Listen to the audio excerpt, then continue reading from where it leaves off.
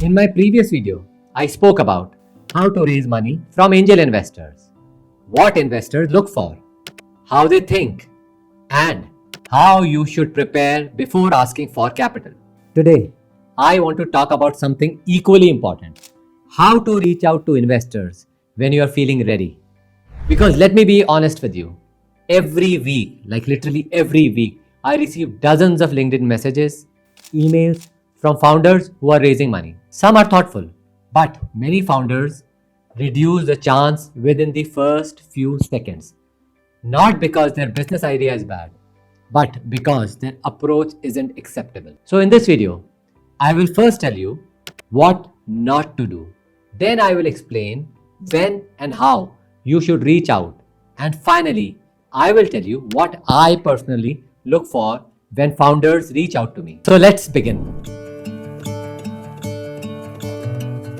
Before I tell you what to do, let me tell you what not to do. If you make these common mistakes, your chances of getting a reply becomes almost zero instantly. Firstly, don't be pushy. There is a difference between persistent and being pushy. Following up after a week with a polite reminder is persistence. Sending 3 messages or messages after messages in every now and then saying, "Sir, any update? Sir, what's happening?" is actually being very pushy. Investors meet hundreds of founders. They can detect desperation very quickly. The kind of founders we prefer are those who are persistent, patient, but not pushy. Second, do not oversell. When I read the phrases like India's next unicorn or guaranteed 10x returns or guaranteed 50x returns, I immediately slow down. Serious investors are not impressed by hype. They are impressed by clarity. Rather than telling me that you are the first one to do it or that you will generate 100x returns for me, tell me clearly why and what you're building and why it actually matters. Third, and this is the worst mistake, do not spam. Copy paste messages sent to 20 investors at once. It's very obvious. Tagging investors randomly in a post is counterproductive. Sending large decks without any context, very lazy. The startup ecosystem is a small, close-knit community. Investors speak to each other more than you actually imagine. Your reputation compounds, positively or negatively, based on how you approach people. Now that you know what not to do, let's talk about how to do it correctly. There are 3 practical paths to reach out to investors correctly. The first and best way is through a warm introduction. While cold outreach and networking events can help, the highest probability of getting heard comes through someone the investor already trusts or knows. So, what's a warm introduction? Make a list of investors you want to approach. Then identify people in your network who can introduce that investor to you. It could be a portfolio founder, a mutual connect, an accelerator mentor, or some investor that you know or someone that the investor respects. A warm introduction reduces friction instantly. It signals credibility even before you have reached to that investor, even before you have spoken. Cold messages can work, but warm introduction works the best. The second path is through incubators and accelerator programs. Many angel investors actively track demo days and curated cohorts because they know these startups have already been screened and mentored. If you get into a credible incubator or an accelerator, you automatically improve both your visibility and your credibility.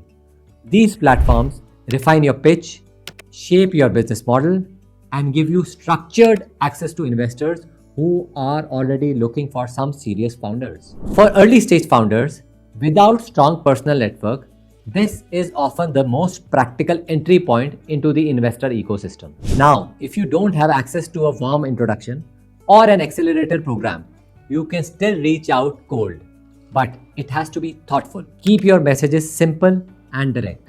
Introduce yourself in one line. Explain what you're trying to build in the next. Share one key traction matrix specifically.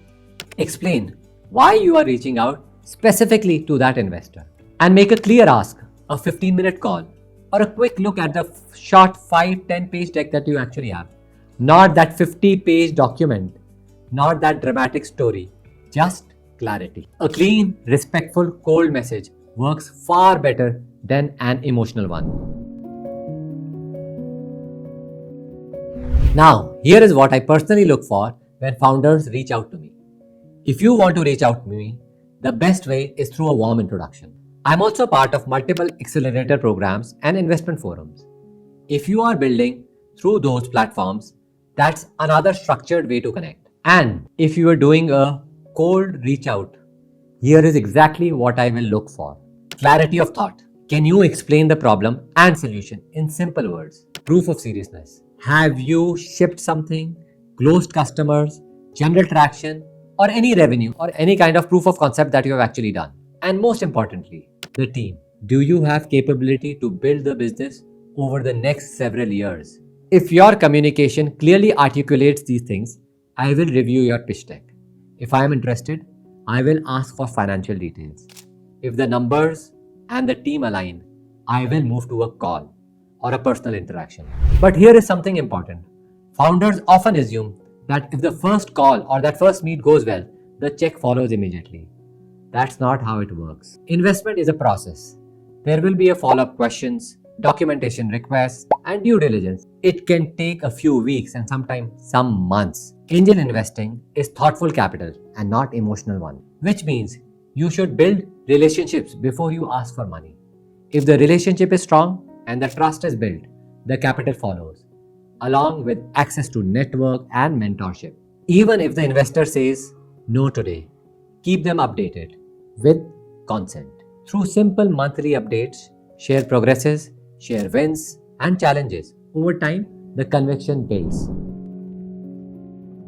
So let me summarize this for you. Do not be pushy, do not oversell, and do not spam. Choose the right path.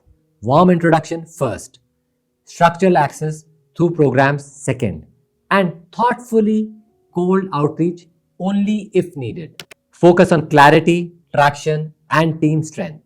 And most importantly, remember that raising capital is not transaction. It is beginning of a long-term relationship. If this video helped you, like it and subscribe so you do not miss on next one.